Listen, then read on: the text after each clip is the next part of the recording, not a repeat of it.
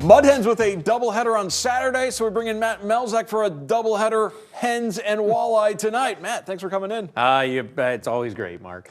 We'll get to the hens in a second. We'll begin, though, with the walleye. As we heard a little bit earlier, 2-0 lead. They did everything that you would want them to do in those first two games at home. You know, they really did, Mark. I mean, you get out to the early start in both games, even though Indy ended up tying both of those at 1. You got the crowd involved in it. You had big crowds there at the Huntington Center. You got them behind you. And then they did exactly what they needed to do. If Indy's going to take a lot of penalties, you got to go and you got to make them pay on the power play. And Toledo did that. I mean, 2 straight games. The power play was a catalyst. Now they got more even strength goals on Saturday, but they opened up Friday. All 4 goals were scored on the power play. So if you're going to take undisciplined penalties, which is what Indy did in a couple of instances in those games, you have to go and score on the power play.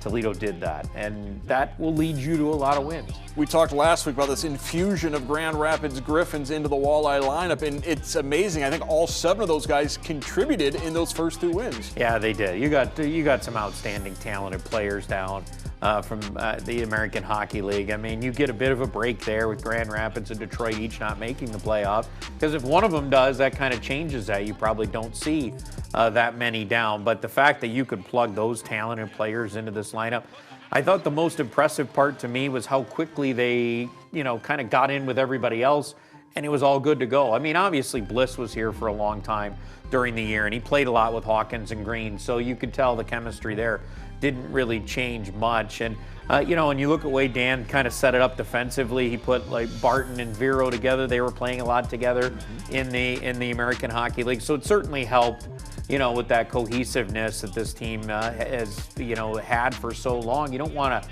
totally upset that apple cart, and they didn't. They did a great job, all of those guys, and to their credit, all those guys wanted to be here and play, and you could tell that in their play.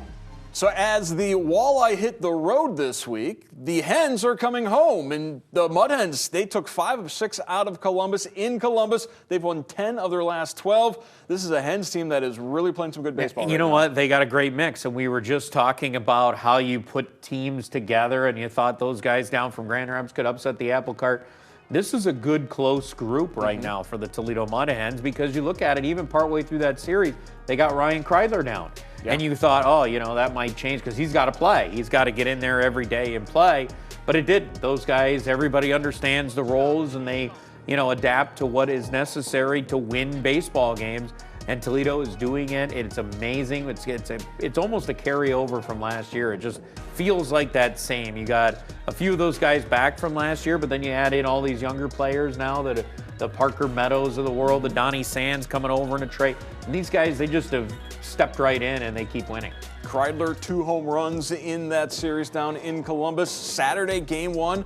4-0 shutout. First shutout of the season for the Hens. As we talked oftentimes in the offseason how Doug Bockler has really done a great job with that pitching staff. We continue to see that early on this year. There's a reason why, no matter what, the Tigers changed a lot at the top, didn't they? Yeah. During the offseason, but yet Doug Bockler's back again. Mike Hessman stays with the organization. Tony Capicelli stayed. You ended up with that same group, and there's a reason why, because of the fact that how those guys develop those players up for the next level, and it shows. Holton goes up. Tyler Holton goes up, pitches well for the Tigers. A guy that Doug Bockler was working with here to start the year.